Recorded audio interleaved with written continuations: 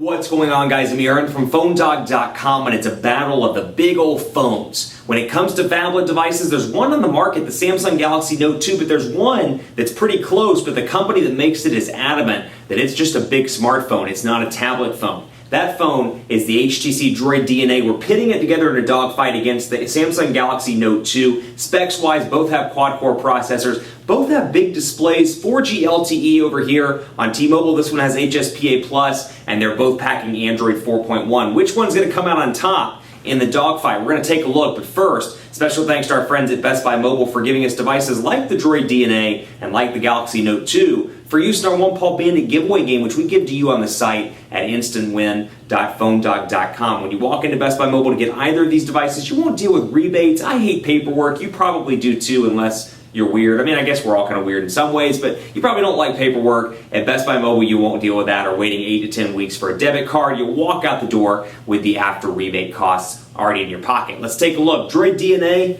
Galaxy Note 2. Which one's the best? It's dogfight time, and it starts right now. We got two hot Android devices right here on the desk in front of us, and you know what? I'd say on the desk in front of me, but you're watching this too, so it's kind of like a family affair of watching these two hot Android phones. One is the HTC DROID DNA. It's available now at Verizon Wireless for $200. It's HTC's flagship phone for the fall and winter of 2012. It's packing some killer specifications. When HTC announced this, they said they were trying to create next year's device and take the specs of next year, but put it into a device this year. It's like they were trying to time travel, say that 3 times fast on camera, trying to time travel, bring those specs back to 2012, and put them in a device that's available this holiday season. I think in a lot of ways, they actually succeeded with this. It's packing a 1.5 gigahertz quad-core Snapdragon S4 Pro CPU. So quad-core processor on this device. It's got, and hear me out when I say this, a 5-inch 1080p HD display. 1080p, the first mobile device in the US to have a 1080p HD display. Other specs include an 8 megapixel camera with 1080p HD recording. Lots of P's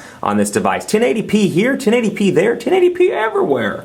And I'm not going to stop doing voice impersonations for the rest of the video. You have my word for the most part, unless I cross my fingers, which you'll never know until the end of the video. 2020 milliamp hour non-removable battery on this device. Android 4.1, also known as Jelly Bean, with HTC Sense version 4 Plus. So a new version of Android, at least comparatively speaking, a new version of Sense, Sense 4 Plus, a new body that has red accents, typical Verizon look and feel with the color scheme here, 4G LTE device that's ready to hit Verizon and is actually there now and hopefully selling pretty well. It's not a tablet though. HTC has made it pretty clear that they were looking to build a really, really big smartphone, not a really, really small tablet. This, on the other hand, is intended to be a tablet-smartphone hybrid. This is the Galaxy Note 2, made by Samsung, packing some killer specifications as well, including a 1.6 gigahertz quad-core Exynos processor. It's got a 5.5-inch Super AMOLED HD display, although this display is only 720p. It's got an 8 megapixel camera on the back with 1080p HD recording, a 3,100 milliamp hour battery that fortunately is removable, so you can carry around multiple batteries and remove those as you see fit. Where this one wins, not only does it have Android 4.1 with Samsung's TouchWiz user interface, what it also has is a pretty cool feature called an S Pen, where you can remove it. It's been built upon from the original Galaxy Note, and you've got the ability to do some content creation on the screen of this device. So it really is a tablet-smartphone hybrid, whereas this is more of a big smartphone. Let's dive in and take a look at what makes these devices different and how they're similar. Let's take a look starting over here. HTC DROID DNA packing Android 4.1. Out of the box, you do get some Verizon stuff, as you would expect. And stuff including Amazon MP3, Amex Serve, Audible, just bloatware, be it Google or be it Verizon. You do get some stuff out of the gate here on this device. Google Plus integration, of course, IMDb over here. You get My Verizon Mobile Hotspot, Play Movies, Google integration there. Reign of a Mirror, which is actually a pretty decent game. I showed that off in my Google Plus unboxing hangout that I did for Verizon a couple of days ago.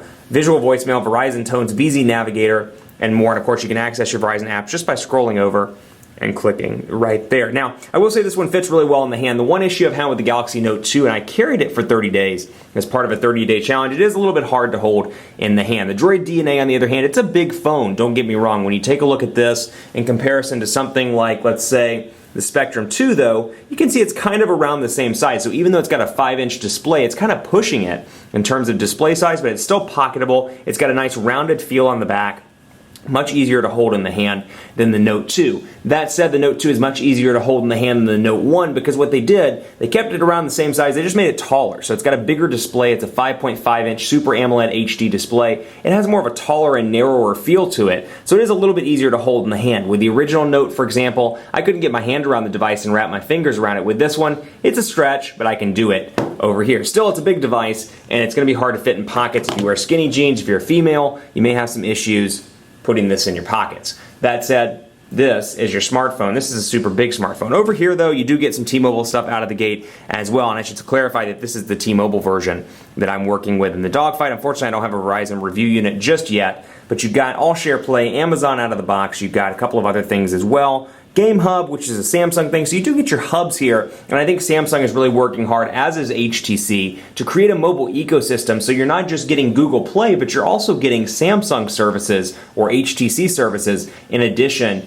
to the services from Google and to the services from perhaps the carrier rather, like Verizon or T-Mobile. So over here, mobile hotspot, Need for Speed Mobile, I've got Paper Artist, which I believe is a Samsung thing actually, but I could be wrong on that. Don't quote me there.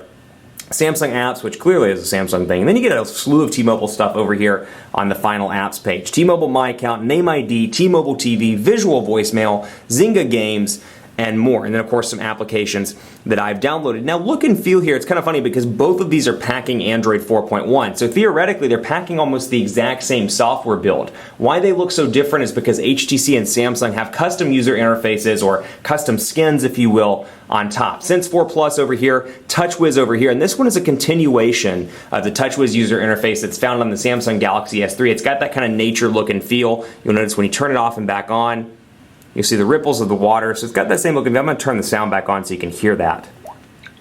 And you can hear it from like the sounds, nature, water, pebbles, that's kind of what they're going for here. Over here you don't get those sounds, it's more like vibrations. HTC, I don't know what they call it, but it's definitely not nature user interface. It's just Sense 4 Plus over here. So Android 4.1, you can see in the notifications bars, just some differences here between the look and feel. The Wi-Fi off area, standard with Verizon devices, and I don't want to spend too much time in this, but you can see over here, for example, one of my favorite things about Samsung's TouchWiz UI is that you get some quick and easy shortcuts up in the top. Things like Wi-Fi, Bluetooth, GPS, sound, screen rotation, so you get easy access to things like this as you can see fit. So let's say you need airplane mode, let's say you need all share cast, let's say you need driving mode, or perhaps you want something like power saving, or you use Wi-Fi on a regular basis, you've got easy access to those as well as the brightness indicator over here on this side. Now both of these have Android 4.1. You can see it's telling me my traffic to home right now from my house to my office in North Dallas. So I've got that ability. You've got that ability over here as well. Google Now, easily accessible, pressing the home button over on the DNA, and then over here by pressing and holding, and then pressing Google Now right there. So you got quick and easy access either way. Now I want to quickly load up text messaging here, and I'm going to do that. And actually this is a demo phone number that I have, so that one is not a real phone number. Let me pull this one away though, because some viewers have been writing, because this demo phone number is this. So some viewers have been reaching out and sending me text messages. So I want to make sure their numbers stay off camera. 5.5-inch display, 5-inch display. You really do see a difference, even though it's only 0.5 inches difference between these two devices. You see a pretty big difference in screen real estate. So if you're somebody that likes content creation, you're big on watching YouTube, you're big on browsing the web, you're big on doing whatever, listening to music, you just want a big screen so you can see the most, you're probably going to want to go with the Note 2, just because I do notice the difference between the screen size. That said, the overall clarity of the screen is far better than the Galaxy Note 2. So if you're looking for the most crisp picture quality between these two, the Droid DNA is your device. If you're looking for the bigger device, and granted this is an HD display, but it's 720p, and it is, I should say 720p, you may want to go with the Droid DNA, so keep that in mind. Here's our text messaging prompts, and you can see both stock keyboards. You've got the Sense keyboard over here, you've got Samsung's custom keyboard over here, and then you do get a couple of different options, as you can see on both of these devices. You get swipe over here, you get Google Voice typing. Over on this one, you just get HTC Sense and Google Voice, but with both of these devices, you can go to the Google Play Store and download additional keyboards, things like SwiftKey, my personal favorite Android 4.2 keyboard, which is by a developer named John TAMI.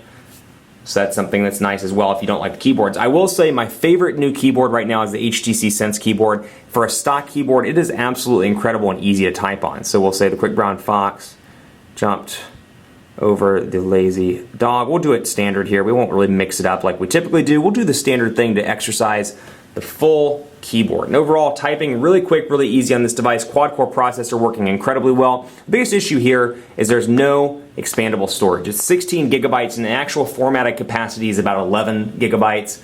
Unfortunately, once you get to 11 gigabytes, you got to rely on cloud storage. Now, HTC would be quick to tell you and Verizon would be quick to tell you, you know what? Cloud storage is a big thing right now, but still, I see maybe an issue with that given the fact that we've got tiered data now and you can only download and only upload so much before you reach your capacity when it comes to your data plan.